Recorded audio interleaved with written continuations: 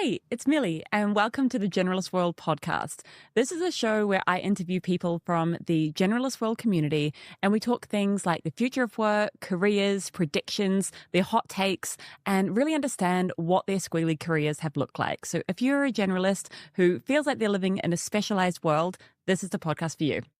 All right, we are live. Welcome to the studio, Karolina. How are you doing today? Hi, thank you for having me. I'm doing great. I thought what I would do is something that I've never done before, and that is kind of just riff off your introduction, some of the things you had in your introduction inside Generalist World, because I read this and I immediately messaged you and I was like, oh my gosh, we need to get you on the pod. This is amazing. So I'm going to do like some little highlights, a little bit of the highlight reel, and then we can go from there. So Karolina, you are from Poland originally. You live in Finland. You are a scientist by training. You have a PhD in physics. Your early career was spent in atmospheric physics, deep diving into climate systems and practical solutions. You have been a data scientist and a manager in global NGOs. You've built frameworks for actionable impact in far-flung places. You've been a satellite mission builder. You've grown teams from the ground up. You've led product and data infrastructure. And you are known for your candor, your honest feedback, and bringing friction that leads to progress. I love this, the tough love style. I mean, you're also a cyclist, swimmer, nature lover, enthusiastic cook, baker, and negotiating routines with a mischief-loving puppy, which we've already discussed the dog. So, wow. It sounds like a lot when I When you put it that way. And when people ask you, if you meet someone at a networking event and they're like, hey, Karolina, what do you do? What's your answer? How on earth do you sum up or make this cohesive for folks? Yeah, so I think the way I like to think about it is I'm a scientist turned like coach and strategist because that's really where I flow now mostly. And if funnily enough, I always start with the physics. I always say like, no matter what I do, this physics background is so deep in me that it always makes me question things and think like, okay, do we know this for sure? And so on. So this physicist in me is really the backbone, and everything I've been doing is kind of floating from there. It's kind of a big journey in a way that I never thought would happen. But I guess it kind of it had maybe the thing that I realized recently is that it kind of happened. I didn't really design it, and now I'm actually going into the place where I'm like, you know what? I can design what I do next, and I can design my life maybe better than just letting it flow. Not to say that, no regrets, only lessons learned. Yeah, I love this. I think this would take me into my first little rabbit hole that I would love us to fall down. And that is around diverging from the path. So you were on this path of science, of physics, and then at some point, at multiple points, you have been like, okay, I'm actually going to diverge. I'm going to come into this different path. Can you take me back to one of those diverging moments? And how did you feel in that moment? And maybe how did it feel? And what are the lessons? What's a standout lesson that you take from that time? I think like the one thing that is absolutely true, it's like when you go, I had a couple of places in my life when I was like feeling I'm going on this expert like road, It's like if I spend 2, 3 more years doing this, I could be super, super good at this one thing. And somewhere deep inside, that always very much scared me because it always felt to me like if I do this, I'm closing myself from options. And it was most apparent to me when I was actually working as a space system engineer at the European Space Agency. And there was this thing like I was like, I could like, I can do this. And it has been something new that also like I had to learn a lot of stuff. But it was like, okay, I can like, I can spend next 3 years and take this course and do this. And then I'll be like really good at this. And then one day I woke up and I kind of had this image of how my life would look for the next 20 years. And it was super scary. And it was the moment when I said, no, no, no, no, no. This path is not for me because I could like literally see myself that, like 3 years from now, I'll be like on this step in my career, then I'll be on this step, then I'll be on this step, and then like in 20 years, I will retire and like I will have, and I'm like, no, that's scary. So that's the moment when I thought, okay, let me rethink what am I doing? And also like in a way it was kind of a nice position that I was in because it allows you to see like the whole, let's say from the point of view of how you build satellites and how you collect the data from it and how you use that data. When you like working in the system and performance areas, you kind of look at the whole chain. And that in itself was interesting because I could think of like, okay, which part of this am I really interested in? Like, you're like, yeah, you can do the whole chain, but which parts are like really resonate with me and give me a lot of pleasure and energy? And then I thought, okay, let's just dial down on the data. And because I did the little bit of data science before, I was like, okay, let's just do that. And what then happened is I decided to, okay, like let's not change everything, right? Let's just change the area where I work, but let's not change the industry. So I still went to work for a satellite building company, but in a like part of what we call always this value added products. So these products that are built based on the satellite data, because that was the part that I was really interested in. But I decided to make it a little bit more difficult and move to Finland with my whole family and just figure out how to live in the middle of COVID, by the way, and figure out how to do that. Is it fair to say that you found the uncertainty less scary than the certainty? Yes, absolutely. Yeah, that's the thing. It's maybe what has been true for my whole life.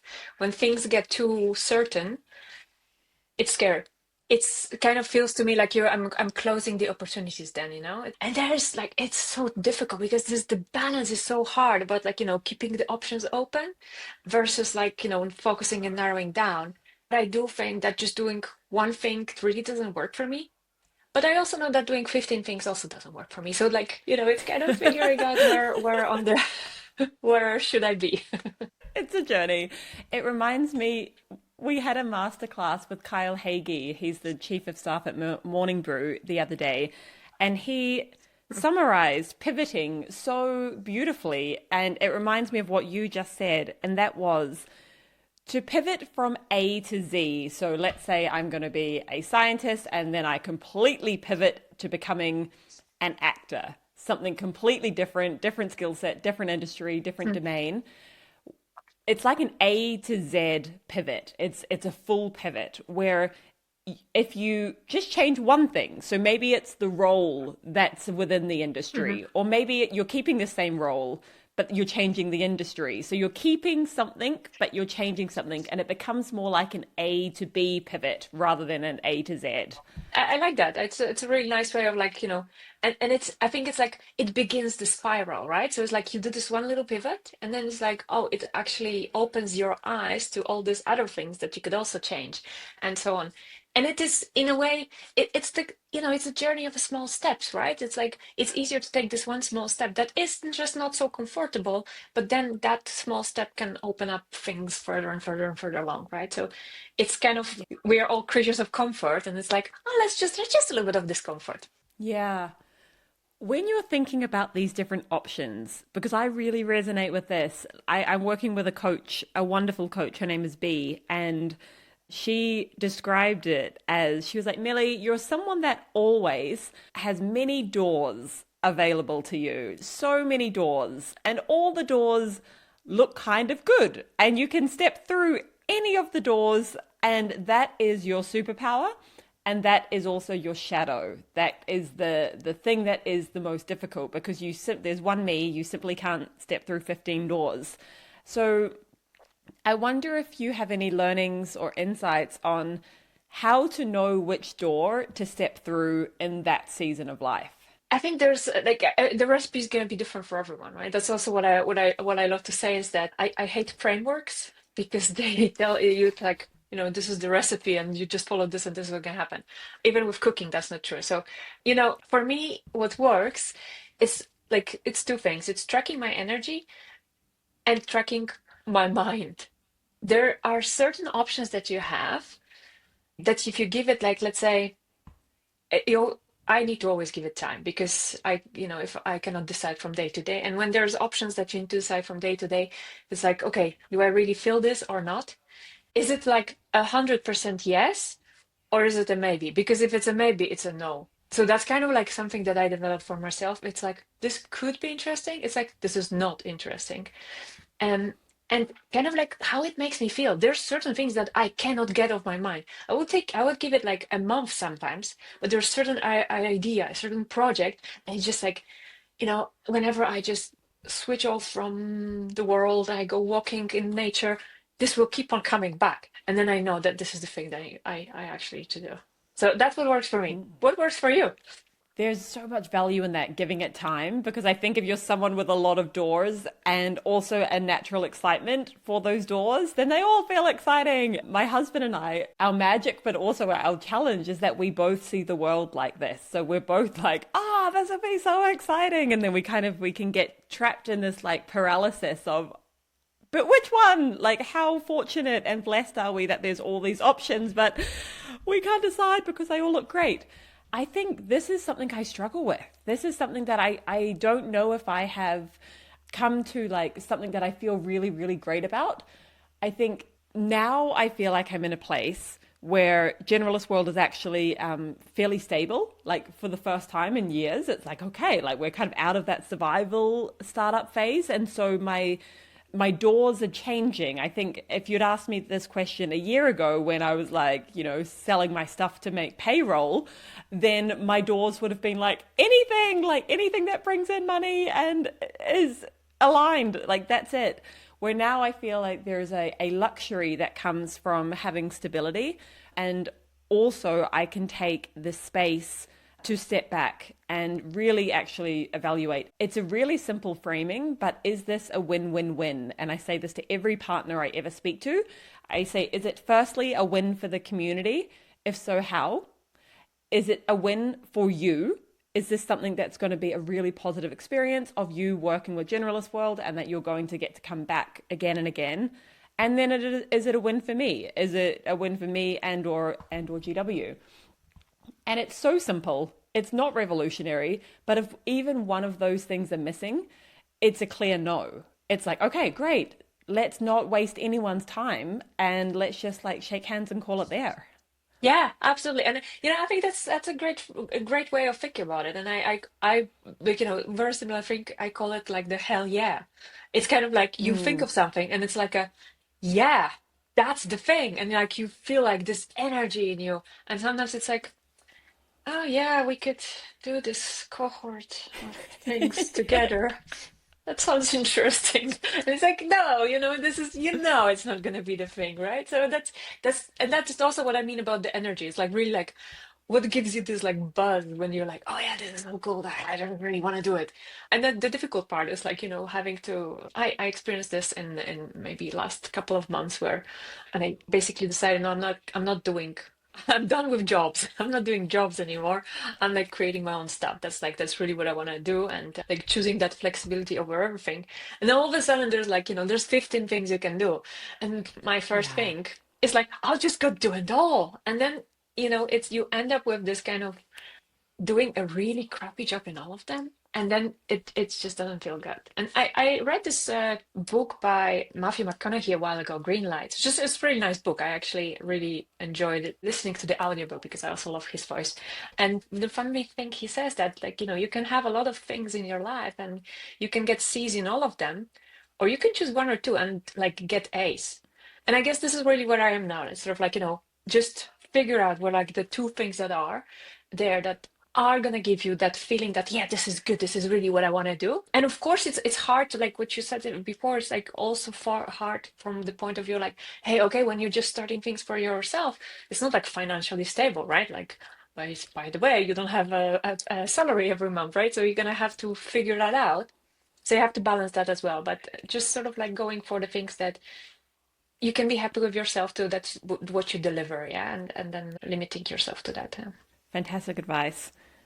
Can we talk about your learnings from tough love? I want to talk about this because This feedback is something that I am explicitly trying to work on this year in my relationships, in my colleague relationships with friends. I'm trying to give as much candid and quick feedback, like in the moment kind of feedback. And I'm also asking for it more. Firstly, why does this kind of tough love approach appeal to you? Let's start there. I think for me, it's kind of, throughout my career, I always have been given a lot of feedback in one way or another. And most of the time, when you're like following, you go to your job, you have this like, once per year, the review, or maybe twice per year, you have the review, which is like a lot of these things, but they're never like concrete. There's always like, yeah, you could work on your communication. I'm like, okay, cool. Hey, yeah, let's dig in there. Like, what about my communication? Like, can you tell me more? It's like, I don't know. Sometimes you just don't communicate well. I'm like, okay, you know what? that doesn't help me. I kind of like it was maybe that's really weird and but I was keeping score of all the things that I don't like in the people that were leading me. So like for Mm-hmm. my and up until I got to a point that I started building my own team, I was like, whenever I'm in this position, I'm never gonna do this. I'm never gonna do this. I'm never. It's like this is how my list grew. And then when I started, building my own teams, for me it was always like, look, this is not personal. And that's kind of what I always say, that feedback is something like literally that is supposed to feed you back so that you can grow. And it's only my opinion at the end of the day, right? You take it or leave it, but you are the person that decides what you can do with it. I cannot make you do anything. So that's also why for me it was like, be as clear as possible what you mean and in which situation, which context do you mean that.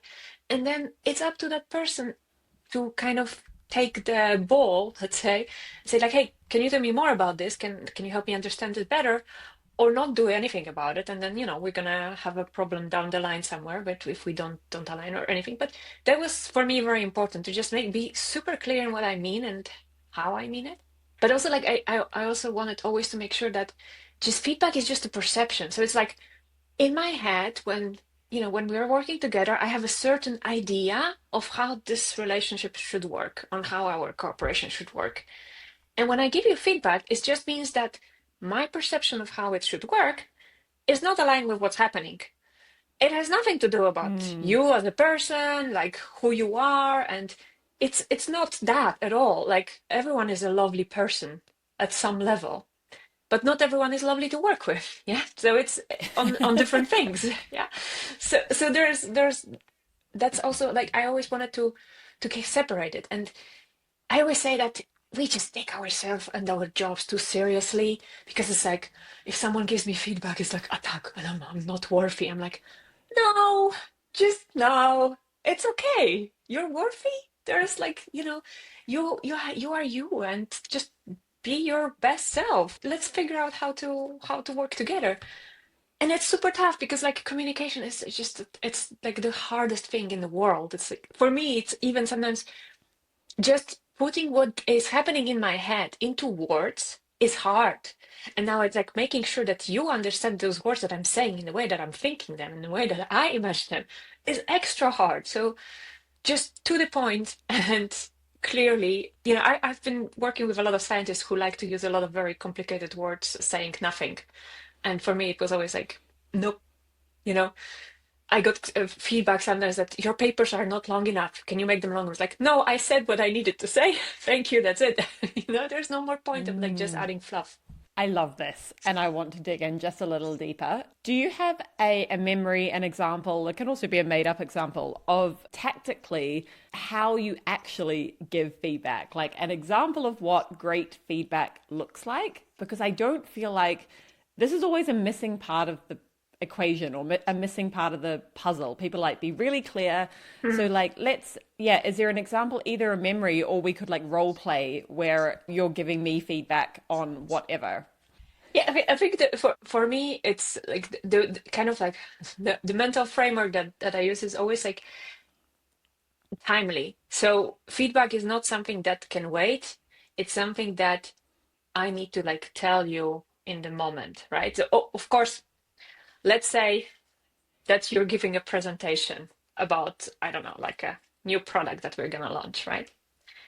And I, have a certain feedback about the clarity of what you're saying and things like that. I'm not going to interrupt you and say, no, this is wrong, like don't do that. No, no, like in that sense, what I will do is I will write my notes and I will send it to you after you finish your presentation so that next time you can do better. Or if it's a presentation when there's other stakeholders, so let's say, when I was working with the product managers, what would often happen is that, you would give a presentation on like this new product feature, and there would be people from the sales team and so on. And then, in the questions, if I thought something was unclear, I would always like try to clarify it through questions, just to make sure. So like to kind of Mm. not give you feedback straight up, but kind of like ask you on the spot so that make sure that, others understand. Because what, if you don't understand, the chances are that someone else also doesn't. I say it's tough love, but it's still love. Yeah, so it's not like I'm not going to put you on the spot and said that you're like a terrible person, or that I never do that. So I would write you a note, or I will like help you through the questions there, but it would be like very specific also. Like when you were discussing why this is important for our customers, you focused only on this one aspect. And that wasn't maybe something that we really are focusing on in this year. So, why did you choose that? And maybe it would have, maybe Mm. can you think of what things would be better to put it like put yourself in the shoes of the person who's listening to it, and why would they think this is important? So try to make it very, very specific. And also make sure that the person that you're giving feedback to, that knows it's from you. So it's like, how it made me feel, what it made me think, and so on. So not to generalize, because I don't know how other people perceived it. I can only tell you how I perceived it. So that's kind of like what I try to keep in mind when I give feedback. And the thing is that there's the what kind of thing I'm playing with a little bit at the moment is it's really hard to give this, constructive feedback, right? But it is important. On the other hand, what I discovered lately is that sometimes it just really works to focus on what works. So if you did in that same presentation, if there's like, let's say you gave 10 slides and 6 of them were awesome, I would tell you that those were awesome, and I would tell you exactly why, and I would tell you how they made me feel and what they made me think, and just do that. And that also works, because it's like, in a way, that we sometimes focus only on the constructive things that don't work because we want them to go away. And yeah, that's one way of doing it. But I'm going full on positive reinforcement. Just Mm. reinforce the things that work, and then it works over time. Actually, the things that are like less good will stop. This is so helpful. Thank you so much. That's a really, really clear example. And it's so true because everyone is different. We all have Mhm. different communication styles. Some people will respond so much more strongly to this positive feedback. And it's like you're still directing them. Essentially, what you're doing is guiding or being a steward for people to get to where they want to go. And I love that you're recognizing there's different ways to get there. I guess on the other side, so if I'm a listener, if I'm someone, I'm in the car, or I'm on a walk, I'm listening to this right now, and they're saying, okay, well, I'm actually really great at receiving feedback. I'm open and I take it on board, but my manager sucks at listening to it, or my boss is awful at hearing it. They just dismiss it, or they shut it down, or they don't welcome it. Do you have any advice for people who are in that situation, who are trying to feedback up? Yeah, I think it's also like, again, it's a question of how you give that feedback. And sometimes I guess, like, there are very, very few people in the world that are not coachable. And it happens. There are people who are not coachable. It's okay. But many, many are. Many people are coachable, right? So they're like, you can always just go through this process of like, actually, you can it's like you can do the same with your manager. You can like literally do the exact same things. You can tell them how you feel, how something that they did, how it made them feel, what you think, what you liked and what you didn't like. And it's like, I mean, this feedback that you sometimes get when you give a presentation and someone gives a great presentation. I'm like, oh, thank you. Can you tell me what did you like about it? And it's like, Mm. can you tell me what exactly was great about it, and what are the things that you enjoyed? And this is the thing that, funnily enough, you can do it with your manager, but it's also the same that when we teach this to our kids, because I noticed that you would see, so my kid drawing, and the first thing is like, oh, it's a great drawing, and then it's like to ask, what is great about it? And you're like, aha, well, I love how you made this shape, and I like how you connected the colors here. So be specific. And that's also like for your manager, when when they tell you this is great, it's like, okay, what did you think about the flow? Like, did I like get the message right? Did you think, the things that you were unsure about, like, ask for more. One of the questions that I learned from my friend was like, can you help me understand? That's something like that many people respond well to. Like, can you help me understand what worked, or what didn't work, and so on. Mm.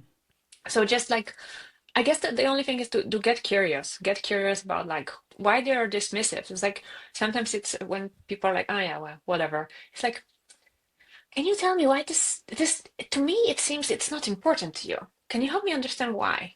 And sometimes people will just get annoyed with you, and that's okay. That's okay. This is gold. Thank you so much. I want to shift gears a little bit into what you're working on today. What is taking up Karolina's time and clearly incredible brain? How are you spending your days?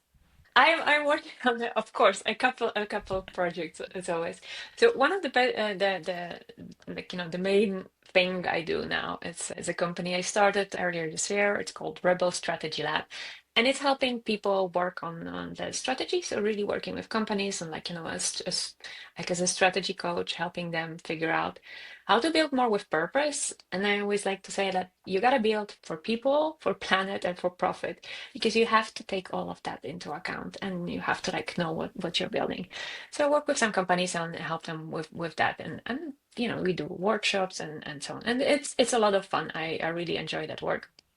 And the other part is what I call the rebel leaders, and that's where I do coaching with leaders, people who are most of the time mid career level. I find there's a lot of people who are there and who feel a little bit stuck, who don't know really where they want to go, and things are just like not feeling right. It's this point where you're in your career when you're like, what am I really doing? Like, this doesn't feel like me. And I love working and helping and coaching people with those problems. So that's sort of like the business part. But on the other side, what I started engaging in two other projects for myself, and one of them is I committed to writing a book, which is difficult and hard to mobilize yourself sometimes. On Monday, I had this time booked to do it, and I ended up doing the ridiculous thing, which I loved, by the way. I made a Notion database of things I like and dislike. It was really cool to do it, but it was not writing a book. Yeah, but the book that I want.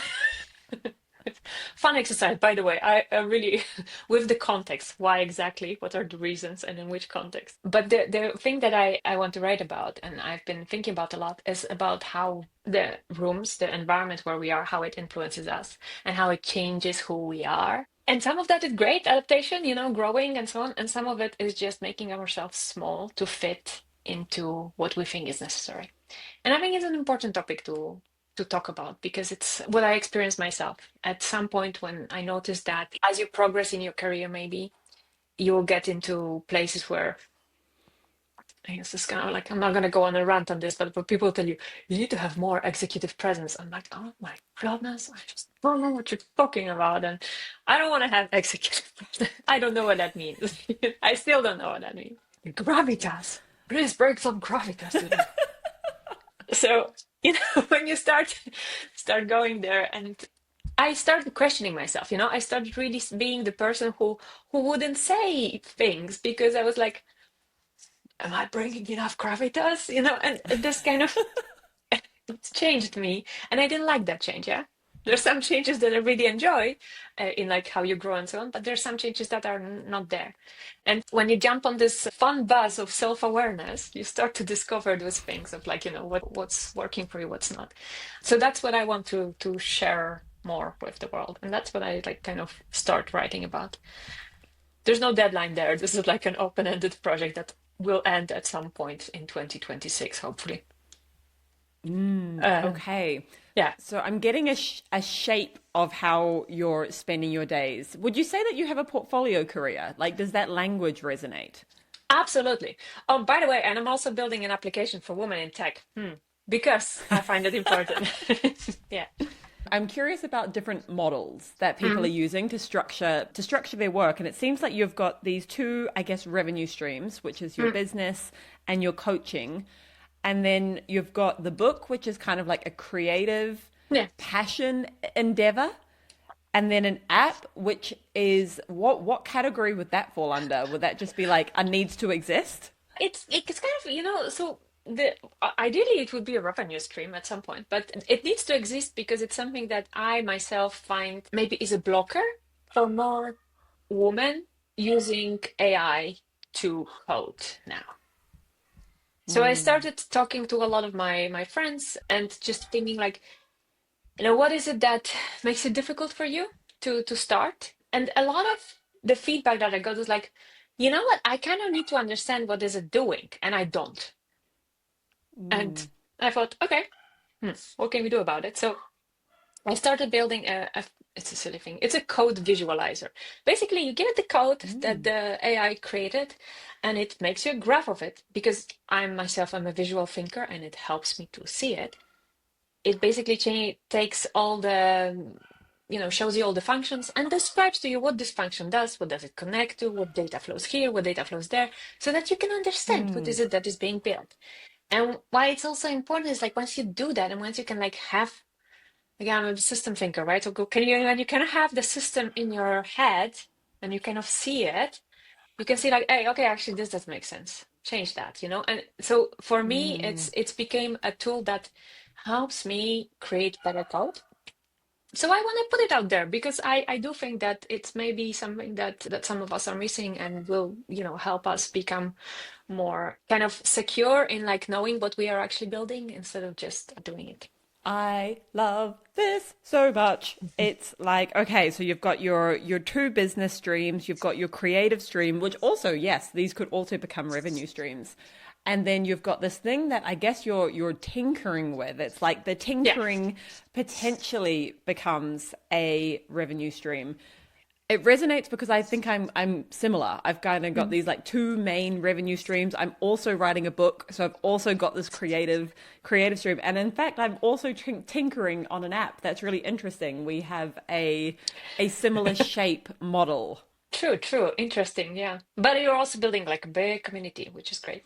Yeah, and I think like the if we imagine it as like a pie, like generalist world is taking up a lot of that pie. Mm. And I think the cool thing about having a portfolio career is you hold the knife. So you can Yeah. change the slice of the pie. And I'm like, okay, so for 3 years, generalist world has taken up a really big slice. But hey, this book, I'd like to really dedicate all the lessons and the stories and the things that I've learned from building. Let's make that slice a bit bigger Yeah. for the first half of this year, something like that.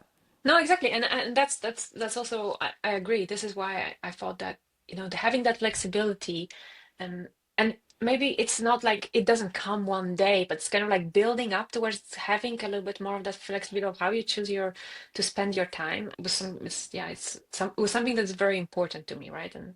And yeah, it's nice to have that freedom to decide, like, okay, today I'm gonna spend more time on this thing, and then yeah, maybe next year is really about the other things. And Yeah, it keeps life juicy. It feels like it's like that's like the fun juiciness of life. It's like, oh cool, I'm getting a lot of energy because I am working on 3 to 4 different things that really light me up. I want to kind of end by digging a little bit more into your business. I know there's a lot of folks who are perhaps at a job at the moment, but they're thinking of other options. And they're Mhm. like, oh, I wonder if I could start a consultancy. I wonder if I could start an agency. I wonder if I could start a business. And they have, decades of these skills doing it for someone else. And they're thinking, maybe I could do this for myself. Has there been any kind of standout lessons for you? You said you started this earlier this year, so hopefully they're still quite fresh. Any either standout lessons or anything that you might do differently or advise others do differently? There's a couple of things, and like there's two ways of doing it, right? Like there's either the way where you jump in and say like, okay, like now I'm just doing this, and you stop doing other things, stop your job or whatever it is that you're doing at the moment, or you start building it a bit on the side, right? So you start saying, okay, I'm gonna have this, and I'm just gonna have it rolling for a while and see where it goes. So for me, it was the second path when I said like, okay, like let me try and do this on the side and see if it can go somewhere. And it's like, once you get that first customer, it becomes a little bit like, it's not even that. I feel like the first customer is just giving you this like, oh, there is someone Hmm. who actually, wants to work with me on this. And that gives you a lot, right? That like so that gives you this energy to bring it forward. The downside of that is that you are you are very stressed. So, you're very stressed in a way that, I have a full-time job and I'm doing this on the side. And by the way, I need to have an approval from my employer if I can even do it, right? So it's like there's this, it's a hard path to take. And so what I would do differently now is I would just set myself a goal of like, realistically speaking, if I want to do it, it will take 12 to 18 months to, have it going and have it like with a, let's say, the level of revenue that can sustain me. So what do I need to do to be able to survive that time? Yeah. So that's kind Hmm. of the maybe what I would do now instead of and give it full attention, right? So just then maybe it can grow a bit better without losing yourself in too many things. And because it's also hard sometimes, after a full day of work, go back and say like, oh, by the way, I have like this thing. And every time you have work with clients, you need to arrange time off. Like, yeah, it can be daunting, but it's not undoable. It's just a question of like if this is again, if this is something that you really want to do, is this is a hell yeah thing, or is it like I'm just gonna do Mm. it because it seems that a lot of people are doing it now. And look, I always say like just because people are doing things, it doesn't mean that you should. And yes, I love having the flexibility and so on and so on. But also, I have this kind of maybe what keeps me grounded is a bit like, okay, so maybe it can work, and maybe I can work like this full time for the next couple of years. Maybe it's not gonna work. If it's not gonna work, I already had a job. I did have quite some jobs, so I can always get another one. And then sort of Hmm. like grounding yourself in that gives you a little bit of this like, okay, let's just experiment this with this for a while. And if it doesn't work, then it doesn't work. So just giving yourself that option to like when or and knowing like I love this concept of like, okay, by the way, if it doesn't create enough revenue for me by like, this time, Mm. then I actually need to find a job. Yeah. So just like have Mm. setting it for me, it was important to set it up front. Like, okay, this is the time by which you need to have this amount. And if you don't, then you Hmm. actually need to go and figure out what is it that you can do somewhere else. Yeah. Yeah, that's helpful, really helpful. And I think the point of that it's going to take 12 to 18 months. I wish that was said out loud more. I Hmm. think there's this perception now online that like success happens so quickly and it's like I mean overnight success it's a social media phenomenon. People are like, "Wow, generalist role came out of nowhere," and I'm like, "No, no, no, no. No. I've been posting every day, and just no one's noticed." Yeah, no, that's the thing that nothing, but it's the yeah, that's the big problem that I have actually with the frameworks, because it is very easy to take a framework from someone and say, okay, now I implement it and things are going to happen. But you were not part of the journey that created that framework. You just jump on Mm, like the result that they got and you implement that yeah. result to wherever you are doing and you're expecting that it's going to work for you. Like you don't have any context about how they got there, and it doesn't mean that you shouldn't be inspired by others. Like absolutely be inspired, but do not copy. Mm, wise words. Is there anything that I haven't asked you that you were like, oh, I'd really wish I had a chance to talk about this while I'm live? don't know, I cannot think, but it was really nice discussion. So I cannot, like, nothing on top of my mind that I really wanted to say. Maybe like, just the fact that what I think is that the tough love going back there is like it's underappreciated. It doesn't mean that you're, a pain in the butt. It just means that, you sometimes say what needs to be said, and that's something. It doesn't mean that you need to be a jerk about it, right? It's like you still gotta love the people that you work with, but there's a difference between being loved and actually being liked. And I don't like to Mm, be liked mm. because I think that's the big difference, that sometimes, because we are social creatures and we just want to, feel good. But feeling good is not gonna get us where we want to go necessarily. I think also like this tough love, the way I see it is that it's actually a great kindness. If it's delivered with truly the love, the tough and the love, it's a great kindness. You're doing it in a way that's clear. You're doing it in a way that is in the best interest of that person. And if you look at it like that, it can be a real gift. Absolutely, I agree with that, and I think we need a little bit more of it in the world, instead of like this kind of you could do better or whatever, this kind of you're great, but it's being honest and simple with the choice of the words that we do. Despite studying physics and being a physicist, maybe that's the thing about it, because you like when you talk about all the chaos of the world, all the systems and so on. The thing is that the complexity always, like, it only emerges from like very simple interactions between a lot of different things. But everything is very simple on a very small level. Yeah. Boom. This is it. That's the clip. This has been awesome, Karolina. Thank you so much for taking the time. We will link all the different ways that people can find you and work with you in the show notes. And thank you so much for coming on. Thank you for having me. And thanks for, just taking time. I really appreciate how you bring all those people together and you give people like this kind of feeling that they don't need to have it all figured out, and that you can have a messy things going on. And I think it's very valuable.